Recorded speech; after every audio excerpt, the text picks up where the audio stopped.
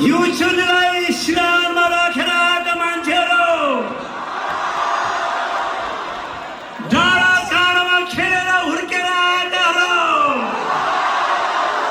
तराईको सुनौलो फाँटमा रमेकाहरू, आफ्नो काम व्यवस्थाले गर्दा कतिजना रहरले धेरैजना करले यो विशाल महादेश अस्ट्रेलिया आइपुग्नु भएको छ।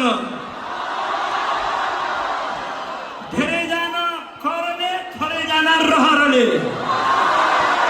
धेरैजना सिक्नलाई, थोरैजना सिकाउनलाई, धेरैजना पढ्नलाई, थोरैजना पढाउनलाई, अनि धेरैजना करले, थोरैजना रहरले,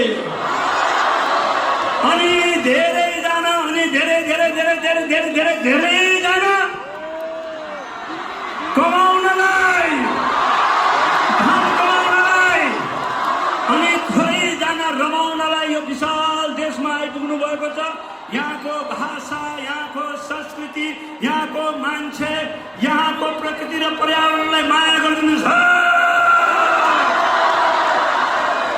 अनि कमाउन आउनुभएको छ। मजाले कमाउनुहोस्, इमानदारबाट कमाउनुहोस्। अनि यो देशको सुन्दर सुन्दर ठाउँहरू घुम्नु होला भन्छ नि। हेरेको नजरमा रहिवर्षले खाक हराएर जान्छ। त्यही भएर यहाँको सुन्दर सुन्दर ठाउँहरू घुम्नु होला।